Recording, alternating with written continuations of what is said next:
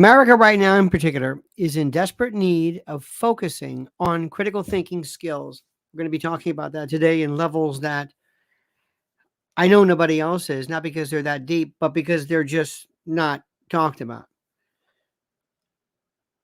It's very easy for you, very easy, and I've seen it before, and I've seen it from some very, very good people who love to reduce everything to the most simple of thoughts, the most simple of ideas, referencing something in the past. Maybe those Entebbe, that's great. What does that have to do with anything? I don't know. I'm trying so hard to find some connective tissue here, some sinew that helps me understand this. And I'm seeing it more than ever. People don't know how to think about this. It's too much. There's too much information, too much data. There's no critical thinking. You've got to sift through this. What am I supposed to do with this? What am I supposed to do? You are a part of a very unique group because of all of the various strata of news consumers. You're very far more sophisticated by virtue of how much you know, by virtue of what you know and your perspective on this. It's like if somebody were to listen to music and say, oh, yes, rock and roll, Beatles. If somebody else says, oh, no, Chuck Berry.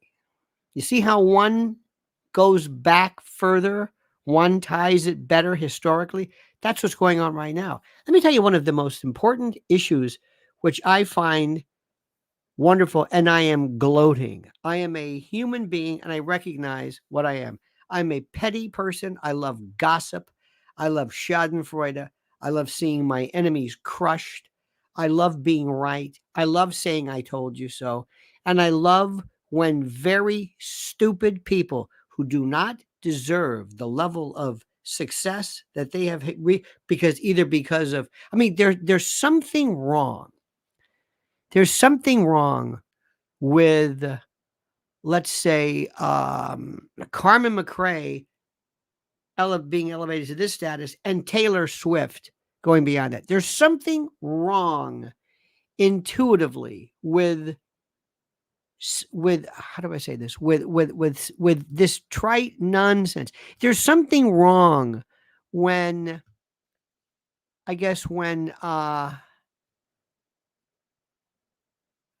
Neil Cavuto is considered to be the voice of anything other than dime store barbershop populism.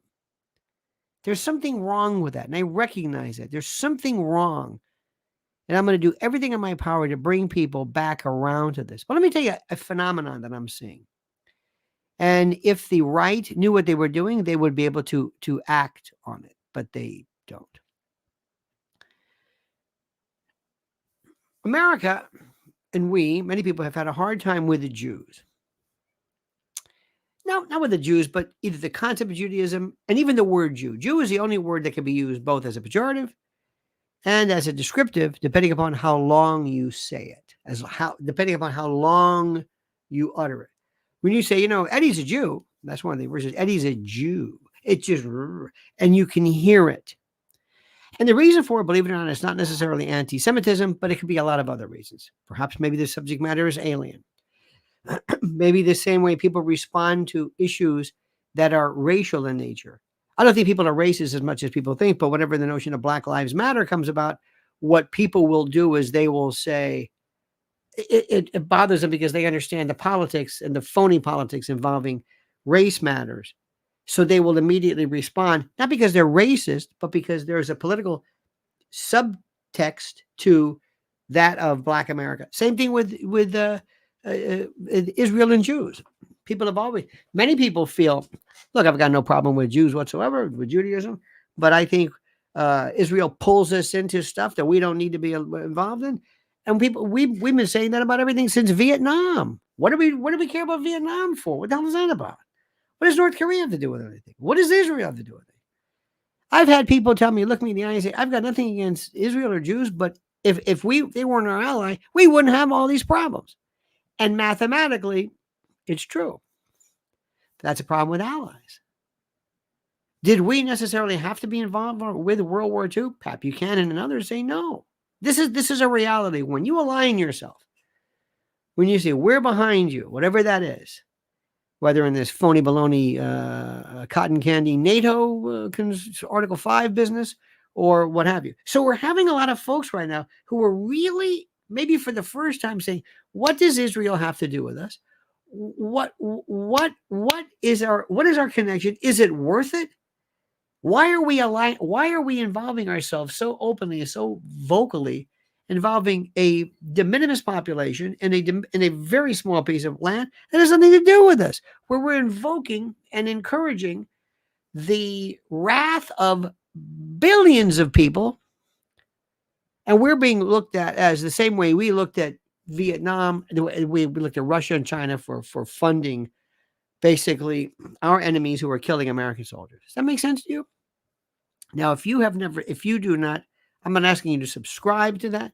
I'm not asking you to agree with that. I don't agree with that. I'm telling you that's the way people think. You must understand the way people think. You've got to understand the way people think. It's critical, or else you're wasting your time. Let me give you an example of something. I have a friend of mine and many, many, many friends, and these are folks who the world Jewish population is what, 2.5, 3%? Who knows? I mean, it's de minimis compared to the rest of the population. Here in this country, it might be more so, but in New York and some big cities, but New York, there are more. I think there's more. I don't know if there's more Jews here than Israel. I don't know if that's true, but there's more Puerto Ricans here than in Puerto Rico. This is because you got 8 million people. New York has been forever associated with not Israel, but Jewish populations, Jewish culture, Jewish, from delicatessens to our use of the words to the Lower East Side to Tin Pan Alley. I mean, it's part of a very wonderful part that makes New York what it is. It's true. Little Italy, Italians, Chinatown, Koreatown, and this very, very rich Lower East Side. One time I was when I say immersed, there was one period of time where we were involved and were invited to all of these examples of Yiddish theater, and oh my God, it's okay. You understand this? So that was a very, very, very important and critical part of the New York culture in particular. Those individuals, they confused. I mean, they always knew there was anti-Semitism, when in fact it's not really anti-Semitism, but they knew that New York was different, kind of an oasis. Maybe the old Miami Beach used to be considered this in the days of Meyer Lansky, but for the most part, New York was considered to be this epicenter of Jewish faith and culture and art and food and great. Well, they also tended to be leftist, liberal, from the days of the kibbutzim and collectives and socialism, and it was a perfect. Some of the initial of founders and benefactors and directors of the NAACP were Jews, white, Jewish. Okay, you got it. European, but okay, fine. There was always this connected. The Jewish intellectual, the Leonard Bernstein, I guess, the Upper West Side, or the radical chic, Woody Allen. I love to watch Woody Allen's movies because it was a time which doesn't exist anymore. It was this beautiful Upper West Side, Chardonnay, having these parties during the week when they have some piano player, and the first part of The Exorcist. You ever watch that where they're playing songs, and it was this world where the intelligentsia, the cognoscenti, the beautiful people who were Jewish were left and liberal, and they would be probably as inclined as you to be anti-war and climate change and all of this stuff. Okay. One of my friends in particular, I'll give you his example. I've known him for 40 whatever years. Okay. And he always called himself a hippie. I'm a hippie, he said. I'm a hippie. Okay, I've been doing this for 10 minutes. I'm trying to explain. I'm building this up, okay? I'm building this up. When Trump came along, he said, I don't know if I think you've lost your mind. I said, well, I don't know. Trump makes a lot of sense. Well, I don't know. Trump is a little crazy for me. I'm a hippie. He's Jewish. I'm a hippie. He said, well, he might be a hippie, but Trump, Trump is far more rational than you think. Well, I don't know. And Trump certainly has been a friend of Israel. Well, that's true. His daughters are converted, and his son-in-law, Jared, and okay. Nothing worked. Nothing worked. I said, I think your left is going to maybe one day disappoint you. Never understood it, never said it, never grasped it, never paid attention to what I was saying. Okay. Then all of a sudden, October the 7th. And he said, well, clearly, the world, America, every sentient human being must be on the side of Israel in this brutal attack by Hamas. These concert goers, these young people just wanting to have fun who were themselves. Okay, fine. What happened? It's like that was forgotten. It was forgotten. Like it never happened. It was forgotten. It was the most incredible thing in the world. They said, well, do you denounce Hamas? Yeah. But they didn't. I mean, they were hesitant. And I said, whoa, wait a minute. Yeah, but Israel's an apartheid state. Whoa, wait a minute. Hold it. You've been saying, okay, fine. But we'll get to this in a moment. But what are you saying? Do you not agree that Hamas is a terrorist organization? Do you not see that? Do you not grasp that? And I, being a rational human being, I enjoying a little bit my sense of I told you so.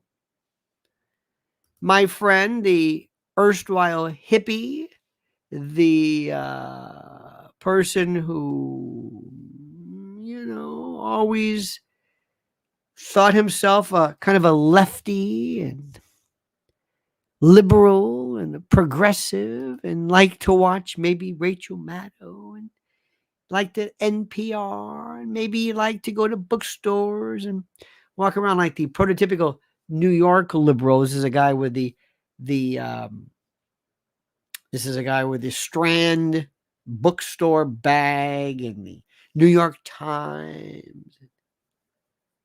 He realized, I told him, I said, you understand, right? You're with me now. You're with me. You have to ask yourself, if you are what you thought, a member of the leftist community, and you're a proud Jew and a proud supporter of Israel, and you realize and you're hearing that people from your group, yours, and this isn't motivated just by some political consideration. There is a certain degree of this, which I dare say is indeed anti-Semitic. There is indeed a part of this which is yes. There is a degree of anti-Semitism. Yes. I understand that. Yes, it's true. It's not just here, but it's okay. But what are you going to do? And now is the time for the Republican Party, for the Conservative Party to pick up, as I have been screaming for years now, the African American community, the Latino community, the gay and lesbian community, and now the abandoned leftist, I don't know what the word is, the abandoned leftist liberal wing of whatever, they are sitting there. And they might not necessarily be Jewish, but they are looking at this and they're saying, "No, wait a minute. Hold it. Let me explain something even clearer to you." Okay? Let me say this again to you. Listen to me. Listen. Please listen. There are people who are fundamentally, theoretically on the side of,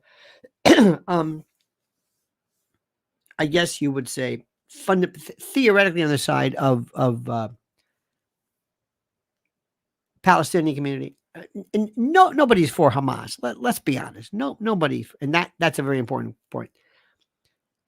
But there are a lot of folks right now who are not really on board with this. Number one, because they don't understand it, and they're being abandoned. And the left has basically said, this is part of the litmus test. Here's a new page in the binder of the litmus test rules. And you cannot be a leftist, a liberal, a progressive, and pro-Israel. You can't do it. That is what they're telling people. My friends, we will continue this. Please, thank you for watching. Thank you for subscribing to the channel. Thanks for hitting that little bell. And now a very important word about being prepared. My friend, I can tell you right now that the three most important things in your life and your family's life is food, water, and energy. We'll talk about the energy later. We'll talk about the water later, though it's a part of this. But the food part, I got that part covered for you. In the event of a breakdown, in the event of either a supply chain breakdown, unrest, martial law, who knows, strikes, name it, forest fires, tsunamis. Shall I go on? Shall I give you a list of every possible disaster that could result in stores being closed, in food not being available? You have got to prepare right now. Remember, there was years ago, people laughed at the notion of a prepper. Oh, you're a prepper. You're a lunatic. I don't think so. Look at what we're talking about right now. If you go to preparewithlionel.com, you can save $200 off a 3-month emergency food kit. And what are we talking about? Take a look at this. Look at that. Imagine you trying your best to replicate this. This is 120 pounds of food with a 25-year shelf life. Look at those buckets, water resistant. Think about this. You've got oxygen absorber pouches. Look at the food, 21 varieties of food, 21 varieties. It's incredible. 2,000 calories a day. I'm not kidding around, my friend. I can't say this enough. There was a time years ago when people said prepping. Go to Prepare with Lionel right now and save on this deal $200 off a 3-month emergency food kit. Now, the specific link is in the description section and in the comment section, or you can go to preparewithlionel.com right now. Preparewithlionel.com right now. Preparewithlionel.com. This makes so much sense, my friends, because let me tell you something. It's better to have food and not need it than need it and not have it. Absolutely correct. Now, as you have probably figured out, dear friends, in trying to make your way through the various news stories, you're wondering, how exactly do I think about this? And this is what's important. I mentioned this last night, and I'm going to say this again, and I want you to grasp, understand, feel, I don't know what the word is, become sensate with this idea. Freedom of speech, the ability to speak, maybe in a way that is not consistent with what everybody is thinking at the particular time, is part and parcel with the American dream, the American worldview. There is a fellow named Mehdi Hassan. We talked about this last night. Mehdi Hassan. He is on MSDNC. He's brilliant, British born. I think he's of Indian. I think I don't know, but he is. I don't want to say rabidly, but I think he is vociferously either anti-Israel in terms of the political structure, but pro-Palestinian. He has given the most incredibly important lectures. He is a very, very smart, it's wonderful to see somebody who is that smart on TV. Do I agree with him? No, but it doesn't matter. It doesn't matter. It doesn't matter what I think. So yesterday, there's this group, there's this magazine called Mediaite. Mediaite is run by Dan Abrams. Dan Abrams and Mediaite is, it's very interesting. It's always been, it's been leftist to an extent. It's been, anti-Trump and the usual. But what they did was, there was an article, and I mentioned it last night, and I read it, and I could not believe how they went from not only saying that Mehdi Hassan is this crazy lunatic, whatever it is, but they even compared being pro-Hamas with being pro-Russian. It was the most incredible example of distorted opinion I've ever seen under the guise of a kind of a very usually a non-political point of view as to believe. Okay. First, Mehdi Hassan has the right to say it. MSDNC should be able to have it on there. Whatever it is, if it works, fine. It has nothing to do with whether I agree with it or not. That's number one. Number two, I can and Mediaite can say the same thing. Dan Abrams and others can say whatever they want. That's their thing. I cannot believe that somebody who theoretically fancies themselves as a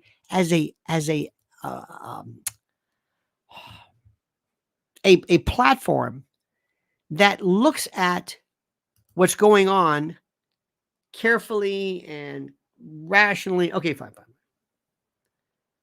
Do you see? I've never seen a subject. I have never seen a subject that has made people lose their minds. I thought maybe the Russia-Ukraine thing, maybe that was it, but then I thought, okay, well, they don't know anything because nobody still understands what that's about. They still don't get it. And they were told and trained over the years to hate Putin and think he's some kind of a Boris Badenov or whatever it is. I mean, that's been their whole thing since whatever. Okay. You know it. I know it. They all do it. That's just their thing. And that's look, I recognize that fact. I got it. But this is incredible. Now, let me see if I can explain this in another way. Here is the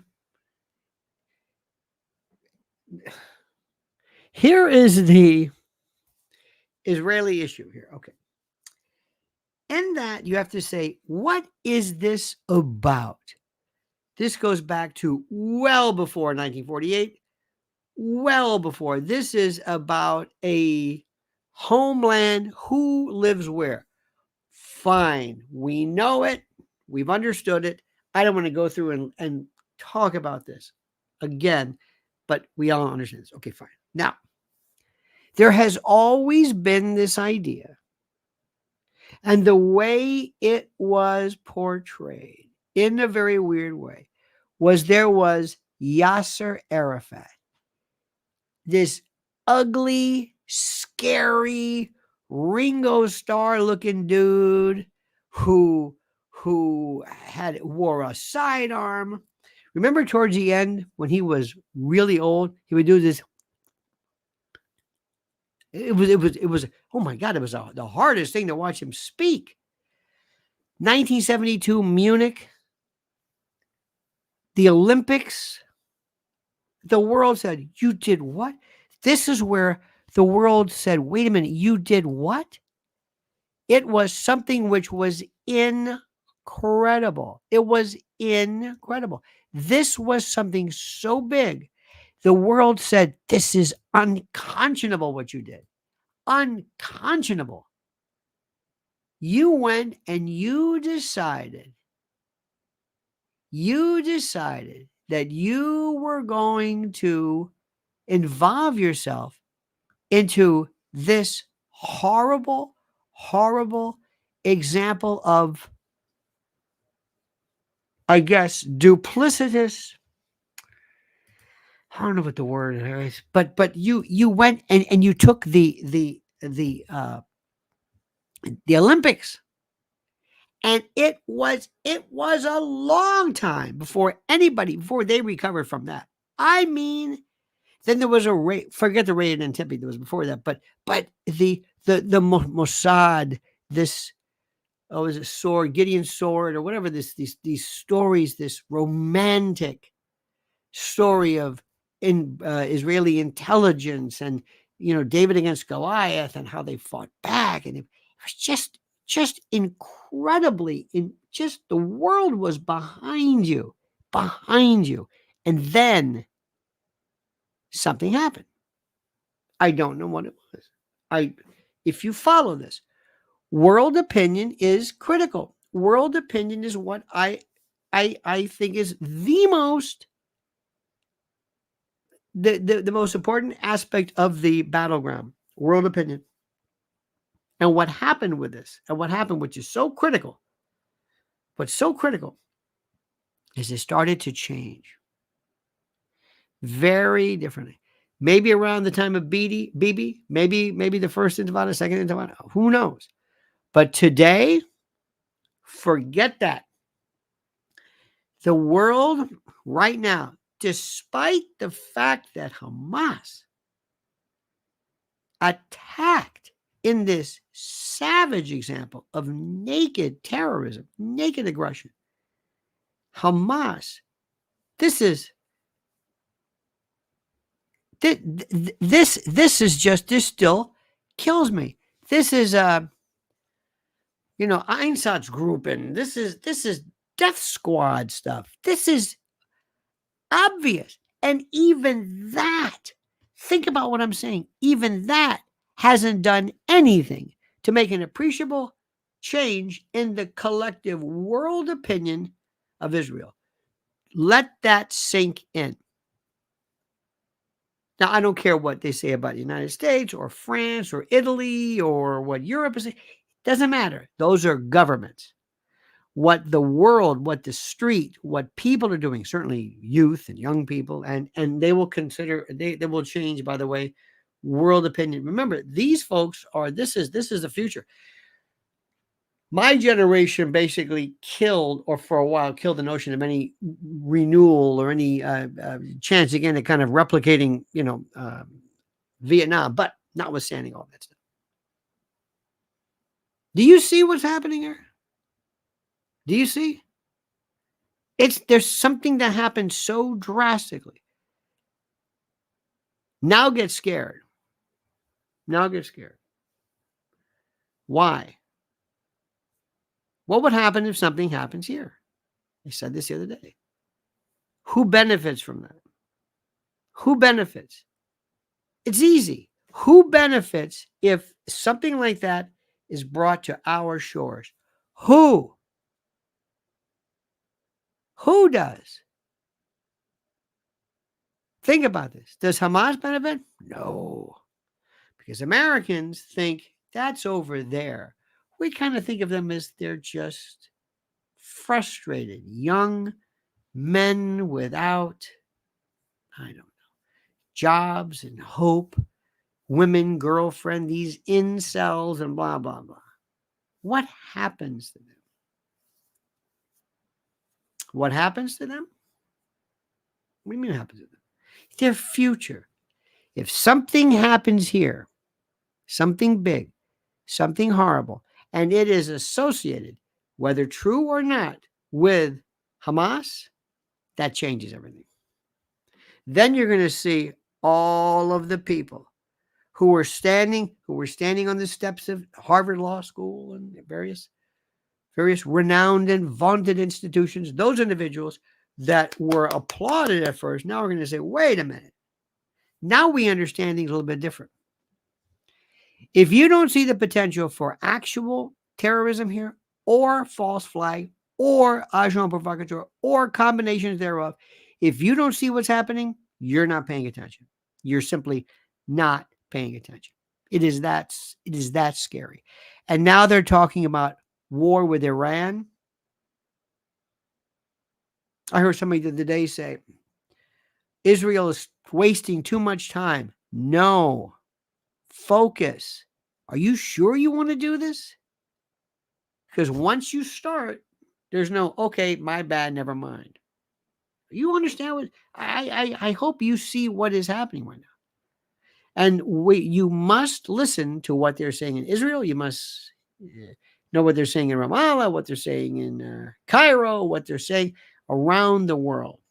It is more incumbent now that you independently research what is going on. And it is more important now that you recognize the fact that there are these folks on regular news stories that do more to hurt the cause than anything else. I'm calling out Fox News and the usual suspects and CNN to an extent. You've got to understand how this thing, what it matters. During World War II, it wasn't enough just to say, well, the Germans are moving here. Well, there's Barbarossa. No, who are the players? What's at stake? What's going on in the world?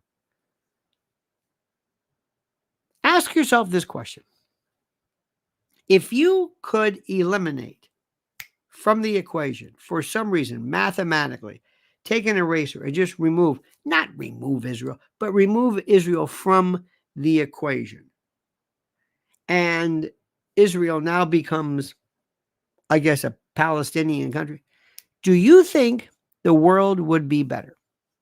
With all of the problems, do you think Hamas would say, okay, that's it. Mission accomplished, guys. See you next time. Do you think that there would be no more the Middle East actors? Do you think there would be no more problem? Absolutely not. Who benefits, cui bono and cui prodest? Remember the other part of it. Who benefits from Hamas? Who benefits from terrorism? Governments, the Middle Eastern, collective, if you will. Military-industrial complex, war profiteers, everyone. Globalists, speculators, bankers, the world. They hate stability. So if you think for 1 minute, if you think in your heart of hearts that somehow by removing Israel from this, all of the problems go away, absolutely not. If there was no Israel, they would create an Israel. They would create an Israel. You always have to have positive energy, negative energy. You always have to have yin and yang all the time. I can't say that enough. You understand what I'm saying? I can't say that enough. So I want you to focus very, very carefully, very, very clearly on this. And I also want you to do something which is very important as well. I want you to investigate and spend your time reading, going to don't just sit back, turn Fox News off. Cable news. If it's on cable news, it's wrong. If it's on cable news, forget it. Any newspaper that slipped under your hotel door, forget it. Remember that. When something is free, you're the product. When something is ubiquitous, you're the product, not it. Be an autodidact. Understand how this thing works and understand perspective. Listen to military leaders, listen to political leaders, listen to strategic leaders, but listen to people around the world, not just here, not just in this country, not just here. That's all I'm saying. Now, my friends, you think about this carefully. We will be back this evening at, as I say, at 7 p.m., excuse me. We'll be back at 7 p.m. Did you or did you not receive yesterday's newsletter? I cannot say this enough. You must receive yesterday's newsletter. And why is that important? Well, it's important because for a lot of reasons. I'm going to give you this. This is the sign up in the event you don't have this, okay? In the event, it is right there. Sign up for it. Another one will go out today, okay? Today. It is something which is very frankly what you need to know. Kind of like the working version, the at-home game, so to speak. All right, dear friends. Thank you for this. Thank you for your focus. Thank you for your attention. We will see you tonight at 7 p.m. And until then, remember, the monkey's dead. The show's over. See you. Ta-ta.